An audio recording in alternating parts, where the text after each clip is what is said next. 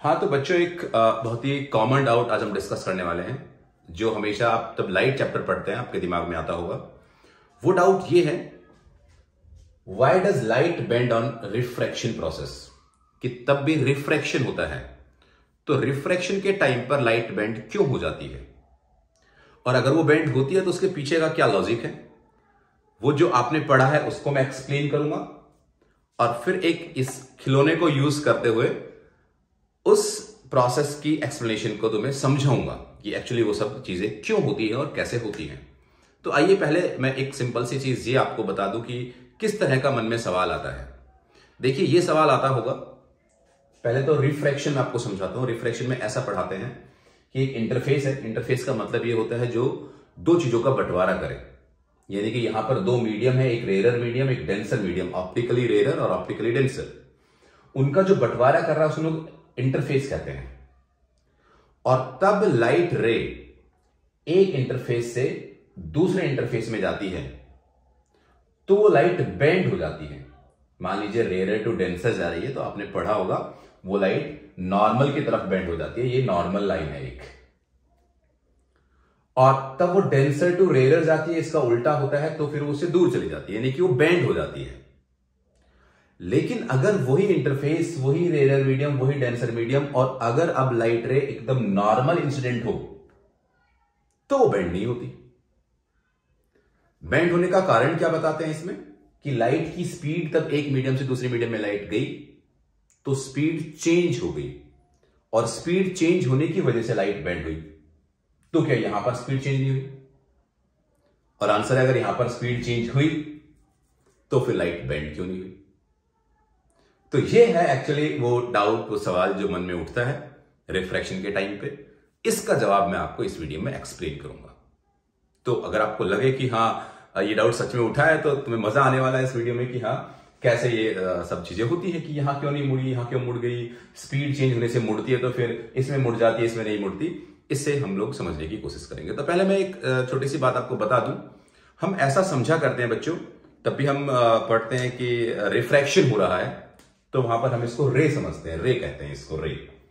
और रे का मतलब हम ये समझ लेते हैं कि वो एक सिंगल लाइट है, मतलब एक लाइन है बेसिकली।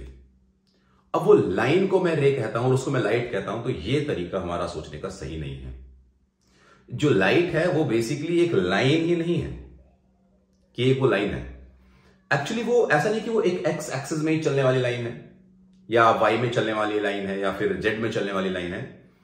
वो एक बेसिकली एक्स वाई जेड तीनों में चलने वाले एक प्रोसेस है, तीनों में चलने वाली बेसिकली एक आप ये मान के जाइए, एक्स एक्सिस में भी है, वाई एक्सिस में भी है, जेड एक्सिस में, तीनों एक्सिस में एग्जिस्ट करती है।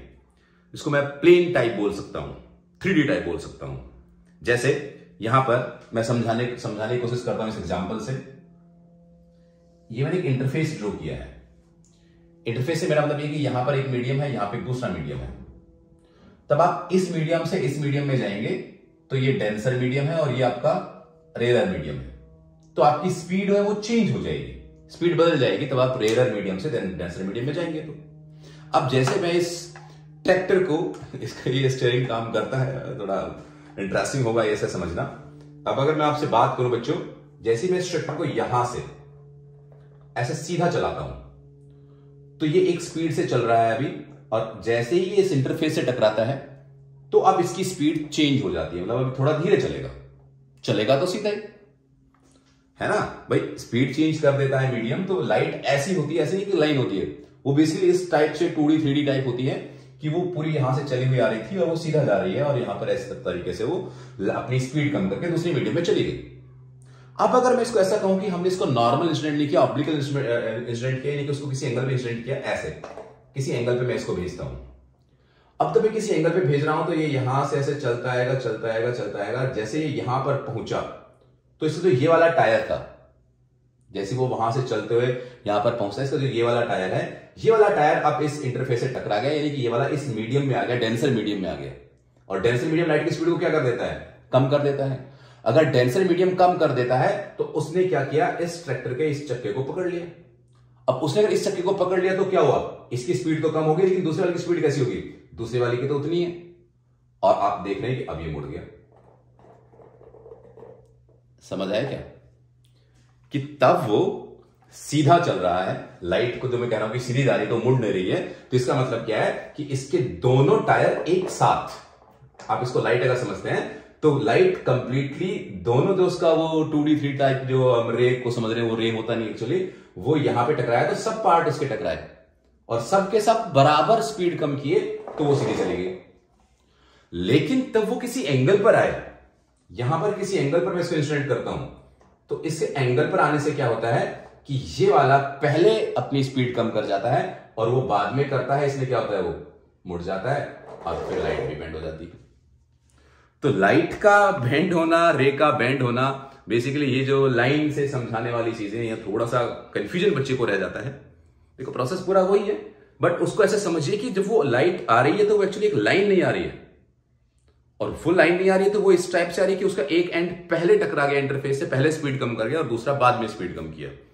तो उसके स्पीड एक के पहले कम करने की वजह से दूसरा उसी स्पीड से चलता रहता है, क्योंकि उसी मीडियम में चल रहा है, तो वो बेंड हो जाती है। तो ये सिंपल सा आंसर उसका है कि लाइट बेंड इस टाइप से होती है किसी भी इंटरफेस से टकराने के बाद। और बेंड क्यों नहीं होती वो भी मैंने एक्सप्लेन किया, अगर वो स्ट्रेट नॉर्मल इंस्टेंट करती है तो ये था वो डाउट जिसमें बच्चे कंफ्यूज हो जाते हैं 6, 7, 8 में। अगर आपको लगा हो कि हाँ एकदम सही टाइप से ये बताया मैंने और बच्चों को कंफ्यूजन दूर हो सकता है, तो उनको शेयर कीजिए ताकि वो भी एंजॉय करें साइंस को। आपको भी फिर से मैं रिपीट कर रहा हूं, कोई भी डाउट अगर रिलेटेड इससे है तो आप कमेंट बॉक्स में लिखिए, मैं आपको वो एक्सप्लेन करूंगा, आपको समझाऊंगा कि उसमें एक्चुअली क्या हो रहा होगा। तो मिलते हैं फिर किसी नेक्स्ट वीडियो में। Thank you very much.